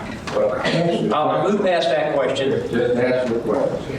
The next question after that was that, but when you decided to pull that gun, that person was going to die. I mean, you were just going to shoot him. And your answer, I was just... Objection, Your Ask to Honor. approach the bench. Just approach the bench is right. I haven't been able to sit and rationalize out, to think it out and realize what I'm saying because I'm under too much stress, hysteria, everything else. I don't answer any of this, Jez, correctly. So if I did something like that and it sounds kind of rough, I didn't mean it that way. I just was too under stress and tense. I didn't know how to explain myself. Well, you also explained to Deputy Gorzappa, did you not, that you had to kill because if you didn't kill him, he'd be identified and arrested? Say that over again. Yeah, you had to kill him because if he didn't kill him... Objection, Your Honor. Is he referring to Mallory? What page? And what page? Yeah, what page,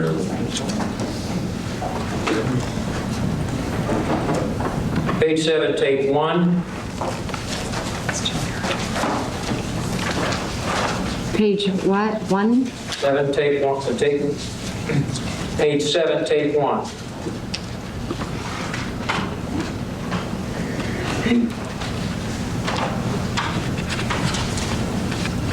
Your Honor, I object. This is not related to Mallory. Oh, but it is. May we approach the bench? We must proceed. I'm going to move for a mistrial, Your Honor. Overruled.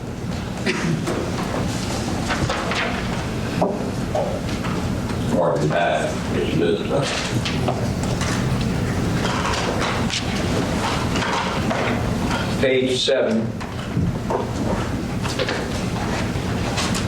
Says, so I shot him, and then I thought to myself, well, hell, might as well just keep shooting him, because I got to kill the guy. Objection, Your Honor. Again, the same grounds. I move for a mistrial. This is not...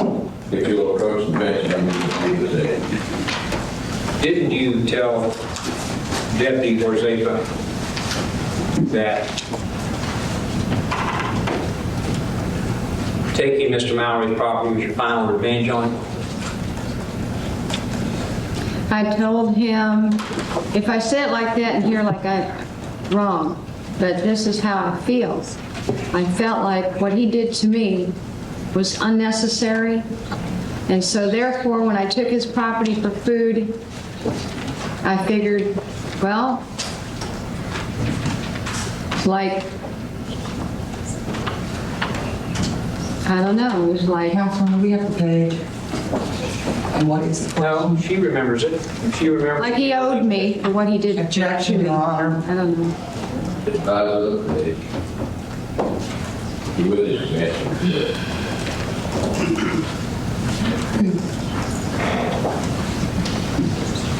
So when I,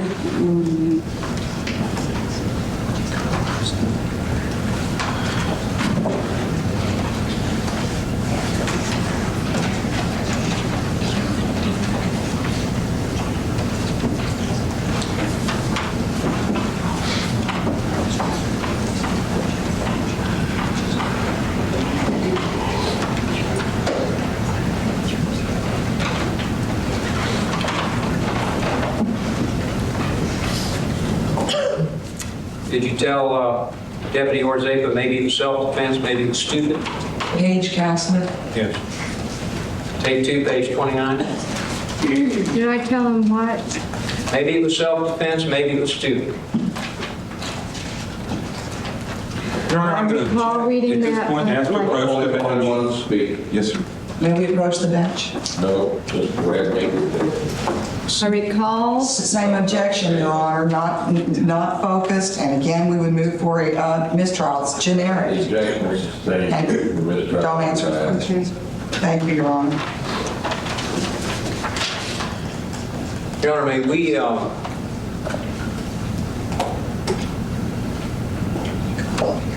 sometime this afternoon have legal argument on some of their objections? Thank you.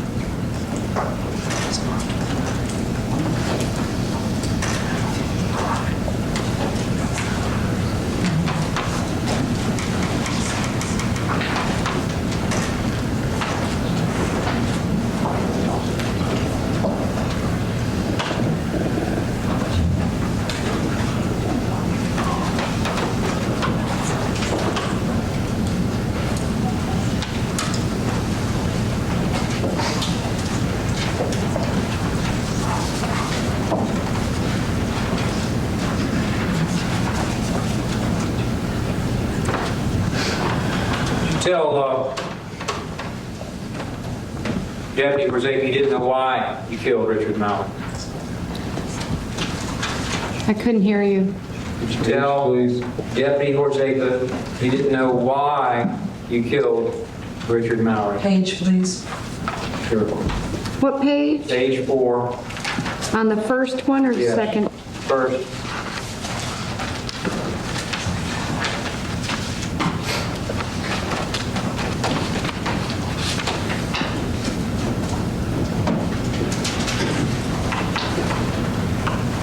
But what I did, I don't understand why I did it.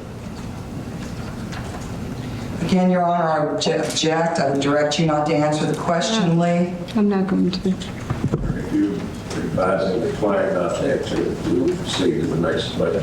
Thank you, Your Honor.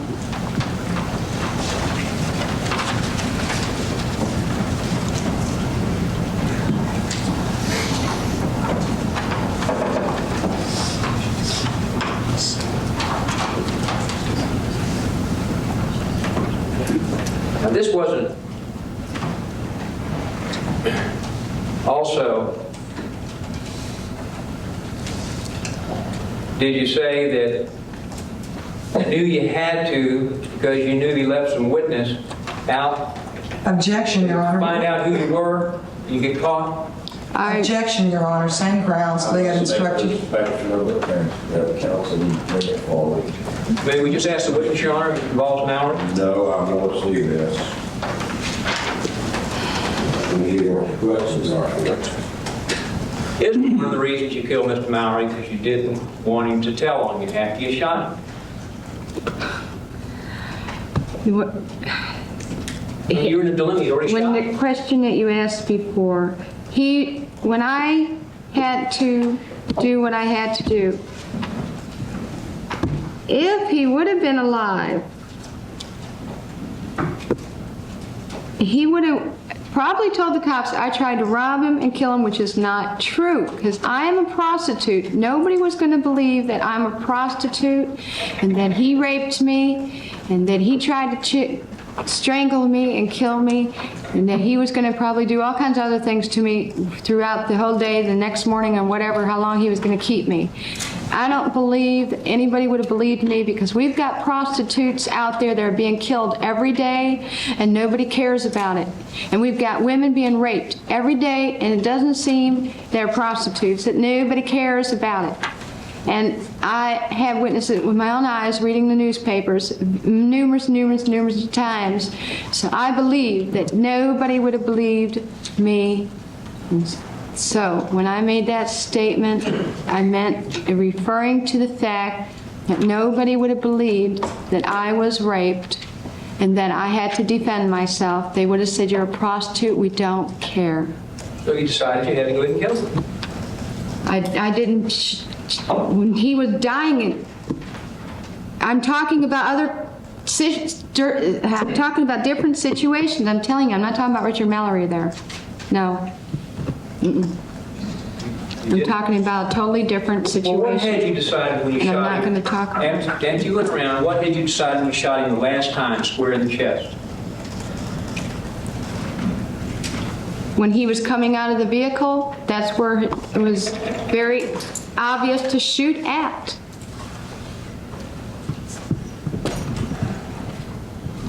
You say that here you are, a woman who is ravaged and naked, right? Right? Yes, I was naked. Cord marks around her neck where she'd been strangled, right? Right? Yes. Bleeding from the anus where you've been raped, right? Yes. Alcohol in Visine bottles where this torture took place, right? There's alcohol drinks on the hub. Well, the alcohol was squirted up your anus. Oh, yes. A cord with which you had been tied to the wheel and held by the neck. Yes. And no one would believe that you'd been assaulted? The marks on my neck were very small. They looked like hickeys. Well, how about your anus? You said it was bleeding, you was ripped. It's the way I was too, what am I supposed to do, walk out there nude with a gun in my hand down the road?